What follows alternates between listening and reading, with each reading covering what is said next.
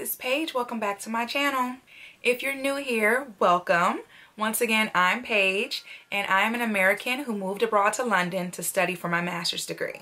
I recently asked you guys on Instagram, and hello, if you are not following me on Instagram yet, you are seriously missing out. I post on my story every single day and on my feed like every other day so that you guys can have an even closer inside look on my experience here in London. I asked you guys to send over any topics that you would like me to focus on in future videos, and I received a lot. I wanted to start with this topic because I actually receive this question so often. But I have been kind of putting it off because I always felt like this video would be really difficult to do just because the cost of living in London really varies by person and their unique circumstances. So I'm just going to try my best to provide the best possible information based on my personal experience, as I do in all of my other videos. So hopefully this video can provide you with somewhat of an idea of how much it really costs to live and study here in London. All right, let's get into it. So number one, we're gonna start with the visa. To live and study in London, you need to obtain a UK Tier 4 student visa. Once you have been accepted by a qualified university, you're then allowed to apply for it. I have an entire video on the visa application process as well, so I will link that in the description box below for anyone who wants to check that out. So just a disclaimer, the numbers that I'm going to be providing you in this video are going to be in pounds, which is the UK currency. I'm going to be providing the conversions to American dollars as well, but for anyone else out there outside of the UK and the US, you can easily just plug these numbers into Google and use their currency converter. So the current cost of the Tier 4 visa is £348, plus the cost of the healthcare surcharge. You can go on the UK government website and find out specifically what that healthcare surcharge will be for you. This fee is absolutely mandatory and it will give you full access to the healthcare here in the UK, meaning you can visit the doctor, the hospital for no other additional fees, but you will have to pay for those dental treatments. Y'all, my filling broke while I was here and it was pretty expensive, like over £100. Like I said, I believe it can vary by person, but it's generally around another £300 for this surcharge.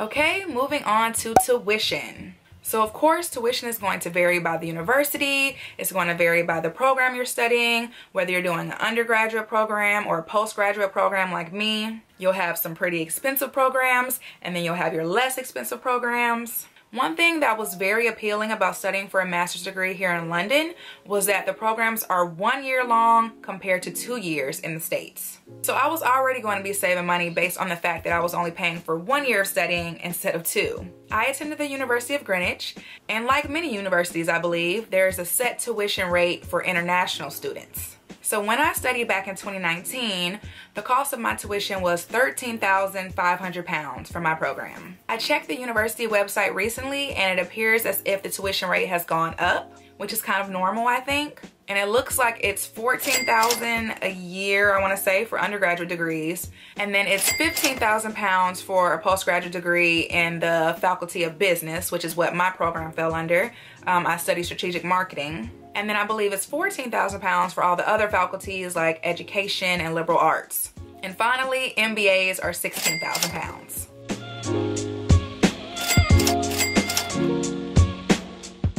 As an international student, once you have been accepted by a university and you're ready to apply for your visa, you need to be prepared to provide proof of your maintenance funds. What are maintenance funds, you ask? Don't worry, I got you. So maintenance funds are the money that you must prove that you have to maintain your life here while you're studying abroad. If you're beginning a new course, you must show that you have enough funds to cover the entire first year of that course. So that means if you're like me and you're doing a master's program that's 1 year long, you need to have enough to cover the entire tuition. For example, £14,000 or £15,000 if you're going to be studying at the University of Greenwich. Then you also need to show evidence of funds to cover your living costs for up to 9 months. And they have already done this math for you and have calculated the exact amount that you need to prove that you have. And that is £1,265 a month if you're going to be studying within London for the majority of your studies. And that means more than 50% of the time. And then £1,015 if you're going to be studying outside of London but in the UK. So if you're going to be studying in London, The maximum amount of funds you'll need to show for living costs is 11,385 pounds.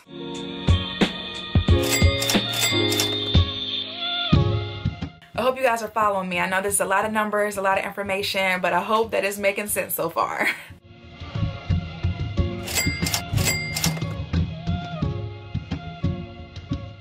I know that that is definitely a lot of money to have to show at one time, but of course utilizing loans and financial aid are definitely an option for you. And for Americans, you would have to take out these loans while you're still in the United States. So this big old chunk of money that you have to show. You can provide evidence that you have it in 3 ways. Cash in your or your parent or guardian's bank account that has been sitting in the account for a consecutive 28 days. You can't just throw the money in there and take it out the next day and think that they're not gonna care. No, it has to have been sitting in there for 28 consecutive days. And you'll have to show proof using an official bank statement. The second option is a loan in your name. And I guess you would just need the paperwork proving that. And third, a letter from an official financial or government sponsor. Whew, I'm tired from just having to talk about that one. Now moving on to accommodation. So for the purpose of this video, I'm going to primarily focus on student accommodations. I lived in the postgraduate student hall at my university for close to 8 months. For my program specifically, we spent half the year going to classes in person and the other half working on our dissertation. After classes ended, I ended up moving into a regular flat here in London. And in a future video, I'll break down the differences between the two and my experience with them both. So like I said, I chose to stay in the postgraduate hall. It just felt like the best option for me at the time. Anyways, these were all single rooms with their own toilet and shower inside of them. In this hall, you could choose if you wanted a small, standard plus, or large room. I really wanted a large room, but because I began my studies in January, I kind of had to take what was ever available. And the biggest room available was a standard plus. The current cost of this room is £176 and 33 pence a week. I had to pay a £400 deposit within 5 days of them offering me the room, and then I paid the rest at a later date. I believe they gave us like 2 different options for payment installment plans. So I originally paid to stay there from January until June, but then I extended for the summer contract because my classes weren't to end until July. So I was basically in the hall from January until the end of August. So my final total for my accommodation on campus was about £5,686. Of course, your total will be more if you choose to stay on campus for the total duration of your program. However, I hope that this will give you an idea of how to work out that math for yourself depending on your personal situation.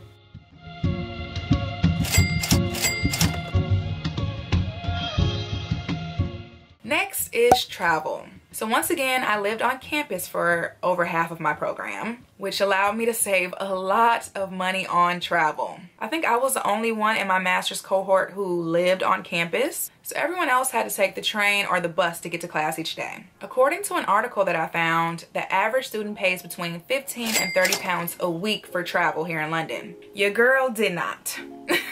Living on campus, I can definitely say that I did not pay that much each week. A single bus ride is £1.50, and a single journey on the tube will cost you between $2.40 and $3.10. You have the option of purchasing a student Oyster card for £25, which will save you 30% on weekly or monthly tickets. But unless you are using public transportation heavily, like you rely on it to go to campus each day, I personally think that it would be a waste to get the student Oyster card. I just topped up my regular Oyster card every now and then with like 30 pounds whenever it was getting low. And next we have food. Once again, this is going to vary by the person, depending on whether you're going to be grocery shopping and making your own food or eating out a lot. The same article I found quoted that the average student will spend between 20 pounds and 40 pounds on groceries each week. I personally think I spend a little bit more than that sometimes, but it's just because of the type of food that I'm buying at the store. I like what I like, you know? And sometimes I go overboard with the expensive protein bars, but sometimes you just gotta treat yourself, you know? I shop at one of the moderately priced grocery stores here in London, which is called Asda, but there are definitely cheaper options like Lidl and Aldi where you can get your groceries for the low. And I go to Lidl sometimes too, but Asda is my store of choice. So if you're smart about it, you can definitely save money when it comes to food, especially when you're cooking it by yourself, because eating out here in London, really anywhere, any major city, can add up. And lastly, we're gonna talk about social life. How much you spend on this is absolutely up to you. Nights out in London can definitely be expensive. When I go out, I usually spend a lot of time in Shoreditch. I like the bars there, the clubs, it's fun. But it's usually a minimum of £10 to get in anywhere in Shoreditch during the weekend. Then cocktails could be another £9 or £10 each. I did go to an on-campus party once when I first got to Greenwich, and it was only like £3 to get in, £2 or £3. But it was a much younger crowd. Everyone was like 18. And it's so weird because the legal drinking age is 18 here, so they could technically be in the bar with me, and I'm about to be 28. I'm like 10 years older than these kids. Like, I'm not trying to be shady to the younger people at all, but there is a big age difference there. But yeah, I have definitely gone out in London and spent a lot more than I was planning to.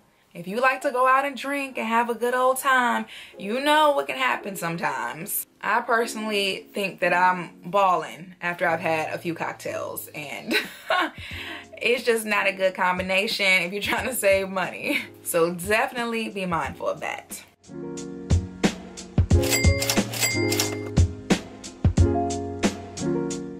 Living in London is honestly like living in any other major city in the world. Things can just add up. However, if you save before you actually get here, and then once you arrive, you're smart with your money, frugal when you need to be, you will be fine. You're also able to work part-time up to 20 hours a week on your student visa, so that can definitely help you manage some of the costs. And that's it, guys. That was a load of information. I hope that it all came through clearly. I hope that you found this helpful. If you did, don't forget to give me a big thumbs up on this video. And of course, do not forget to hit that subscribe button. And another one that I always forget to mention in my outro, hit that notification bell so that you never miss a video from your girl again. And I will see you guys in the next one. Bye!